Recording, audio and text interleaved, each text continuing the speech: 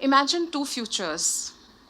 In one, landfills overflow with discarded clothes, many never worn even once, with their original tags and packaging intact.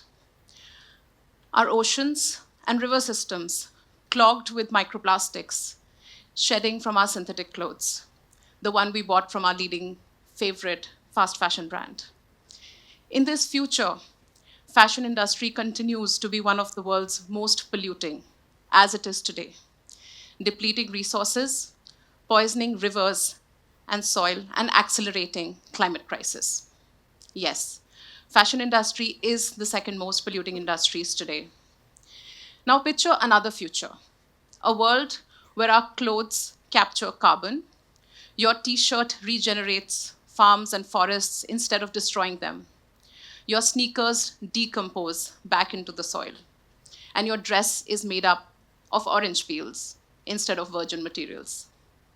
A world where fashion is not just less harmful, but is designed to reduce waste and enable circular systems, where agricultural waste that is often burnt and adds to pollution that leads to health crisis and air pollution that we have all witnessed in the last few years ends up back into the textile supply chains. If you're wondering what the key difference in the two futures I asked you to imagine, and what would change the trajectory between one future to the other, the answer is raw materials that go into making our clothes. Everything we create either returns to earth as food or as poison. My journey in sustainable fashion began as an activist, shedding light on the complex supply chain of fashion industries, which often run across multiple geographies. Their formal, informal sector both coincide, and a supply chain where we often don't have a lot of visibility. And it's embedded deep into the supply chains. I believe fashion is one of the most powerful forms of self expression, but beneath its beauty and craftsmanship lies an often invisible footprint.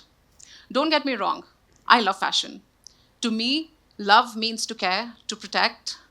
For me, loving fashion and being in love with fashion means knowing who made my clothes, to care about what's in my clothes, and to ensure fashion doesn't come at the cost of people or planet. Today, I work for a solutions driven not for profit called Canopy. It works towards ensuring that materials in your packaging and textiles in your clothes do not come from ancient and endangered forests, which are critical for mitigating climate crisis. We collaborate with brands, innovators, and partners to unlock and scale low impact materials that we call next gen materials. Our mission is to scale 60 million tons of alternative next gen fibers by 2023, paving way for a climate positive future.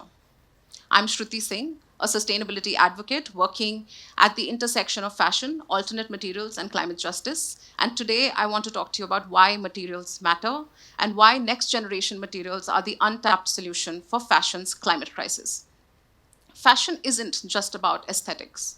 Fashion touches every part of our lives. What we wear shapes our culture, builds economies, and fuels industries. For decades, fashion has been built on a broken system, a system that prioritizes fast and cheap over ethical and sustainable. It's race to the bottom and not race to the top.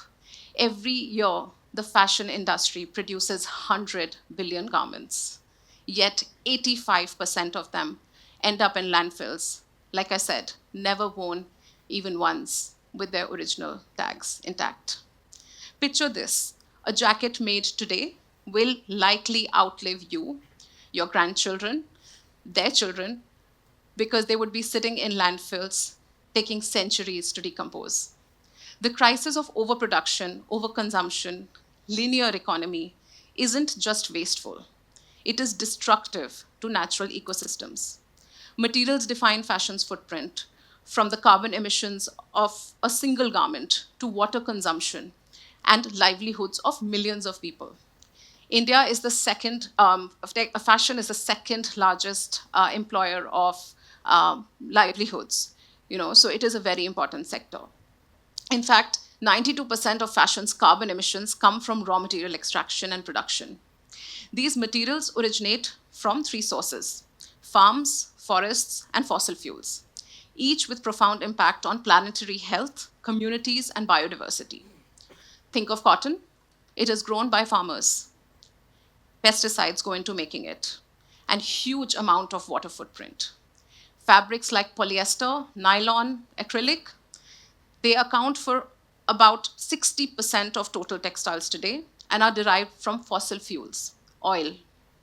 These synthetic fibers are cheap, they are durable, but at an enormous cost. They shed microplastics into our oceans, they take centuries to decompose, and contribute significantly to carbon emissions. Even materials marketed as natural, like viscose or rayon, do you know where they come from? They come from forests. Every year, 300 million trees are cut down for cellulosic fibers. 50 football fields. Imagine that size. Have you seen a football field? And so imagine them disappearing every single minute, 50 of them. These forests in Amazon, in Canada's boreal, and Indonesia's rainforests are critical carbon sinks, biodiversity hotspots, and lifelines of indigenous communities. Even fashion's packaging is part of the problem. Every year, 3 to 4 billion trees are logged for shopping bags, tags, and boxes, most used once and discarded. We are not just losing trees and forests, we are losing entire ecosystems, cultures, and climate stability. It is not a fashions problem, it is a planetary crisis. So, rethinking materials means rethinking the fashion ecosystem. What if fashion could restore ecosystems, uplift communities, and regenerate the planet? What if fashion is transformed from a climate problem to a climate solution, from a climate villain to a climate hero? For centuries, indigenous communities have created textiles that are regenerative, biodegradable, and deeply connected to the land. Their practices remind us that nature already has the answers if we are ready to listen. In the Kutch region of India, Kala cotton is an indigenous variety of cotton that is resilient, it is rain fed, and it is a crop that thrives without pesticides. It is deeply rooted in region's heritage and provides livelihoods to weavers and farmers alike. Meanwhile, in the Amazon rainforest, indigenous communities have been weaving textiles from tree bark for generations. The process allows them to regenerate naturally, proving that sustainability and craftsmanship can coexist. In Nepal, wild stinging nettle, which is also found in northeast India, is used to make fabric that is biodegradable but also great for carbon sequestering. These fibers are naturally regenerative. They prevent soil erosion and provide local communities with an alternate livelihood income. These materials aren't just sustainable, but they embody cultural heritage, history, and philosophy of mindful consumption. Yet they remain a very small fraction of the industry's material mix today. Indigenous knowledge and systems have the power to unlock solutions for material crisis that fashion is facing today. Emerging technologies are transforming discarded waste, like you see here, into high value fibers, shifting the industry's reliance from virgin materials to materials that can be recycled and brought back into the supply chains. Scientists, designers, and innovators worldwide are creating materials for the future. Take Pinatex, for example. It is made out of pineapple leaves, leaves that would have otherwise been burnt or left just, in a mountain of trash. Today, those same leaves are repurposed into strong, flexible textile that replaces leather, which comes from the animal industry. This creates additional livelihoods for farmers. It reduces waste as well. There's another material called mycelium leather, which is made from fungi, mushrooms. Imagine that your leather jacket does not come from the animal industry, but is grown in the lab, biodegradable, free of toxic chemicals that are laden on it. Then there's fibers made out of food. Food waste like orange peels, banana stems, that transform uh, all the waste materials into really silky, luxurious textiles. Each year, millions of these agricultural waste, food waste, and recycled waste are available to be recycled. What if instead all of these waste materials became raw materials for the next generation of fabrics? There are a lot of advanced recycling technologies today, like fiber to fiber recycling. Each of these innovations presents an absolutely great opportunity to save the planet. These next gen materials are hiding in plain sight and have have a really incredible impact. So if you see, they have 88 to 100% less land use. They use 4 tons less carbon dioxide as compared to a traditional product, and have 5 times lesser impact on biodiversity. They're not just alternatives, but they provide a blueprint for the regenerative future. So imagine a world now, again, where your t shirt could be composted into your backyard. Your dress could be made out of food waste. And your everyday basics came from recycled textiles, the clothes that you're wearing today, infinitely looped back into the system. The truth is, we have enough clothing on this planet today present in our wardrobes that can be looped back infinitely into these systems. How much of your wardrobe do you use today? 10%, 20%? The average is actually around 12 to 15%. The rest of the wardrobe is actually the clothes sitting there waiting to be reused. Imagine that the box that arrives in your doorstep is made of paper that is made out of agricultural waste. In India, the 100 million tons of agricultural residue is currently burned every year, but instead it could be put into packaging. Instead of endless production, we could use remanufacturing, upcycling, fiber to fiber technologies. And this isn't just an environmental win. So I'm not just asking you to be great for the planet, but do it because it's a business win too. Farmers receive additional sources of income. New jobs are created in the textile recycling sector. Supply chains become more resilient. And take, for example, I recently met this person who created leather out of tomatoes. He said that the farmers had produced tomatoes which weren't optimal for actually being consumed as food. But he had wasted a lot of time and he did not get income for it. And he asked, what could I possibly do with it? And an innovator, maybe one just like, sitting in the room today, created tomato leather out of it. This is the future when nothing is wasted and everything has value. And yet, despite these solutions, the industry still extracts new materials every day. At Canopy, we work with some of the world's largest fashion brands to transform this linear economy and shift towards a circular economy. These brands collectively hold $1 trillion influence on the industry. When brands give a demand signal to the rest of the supply chain follows, and brands are also closer to consumers, so they know what the consumers want. So despite growing momentum, significant hurdles still remain. Why aren't these fantastic solutions already in the shop floors?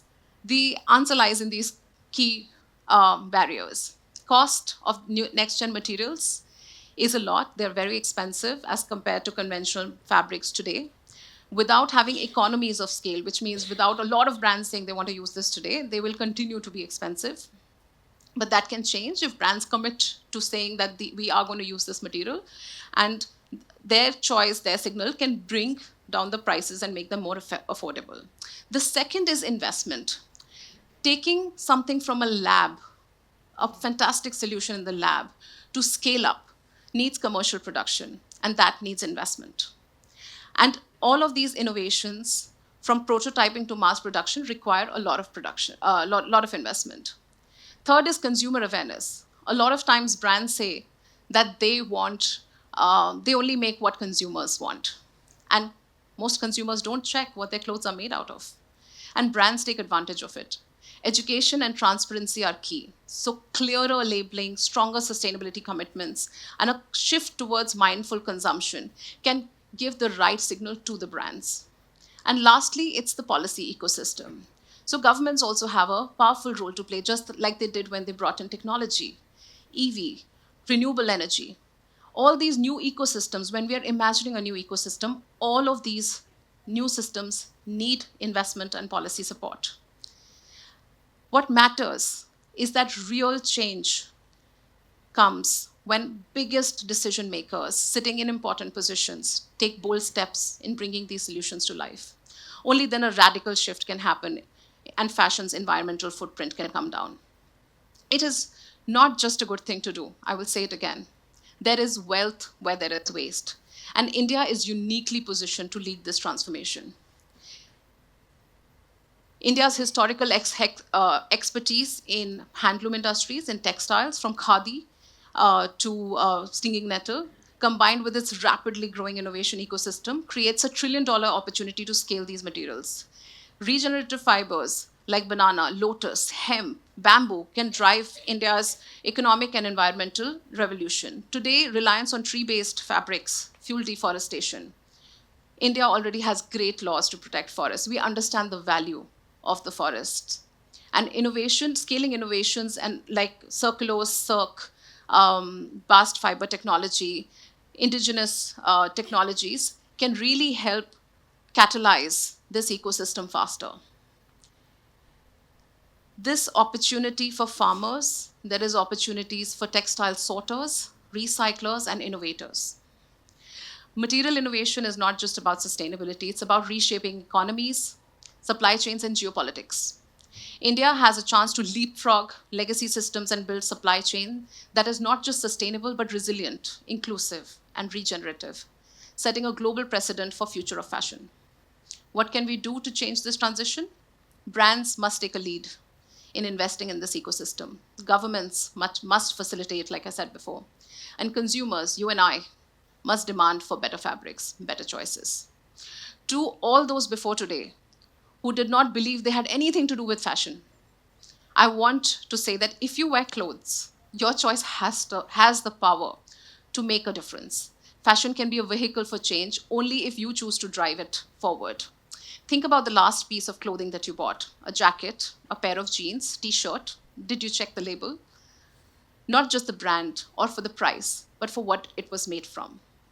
Because I can tell you that the most powerful way for consumers to exercise their choice is not just to see what are we buying, but what is it really made out of. And just like a lot of you who I'm sure believe in sustainability have swapped plastic bottles for reusable bottles, or swapped plastic brushes and taken bamboo instead, or have switched to EVs, electric vehicles. I think we must also swap planet-harming materials and replace them with fabrics that regenerate instead of deplete, that restore instead of pollute, that return back to earth as food, not poison. Because sustainability isn't just a trend. It's the only thing in fashion that should never go out of style. Thank you.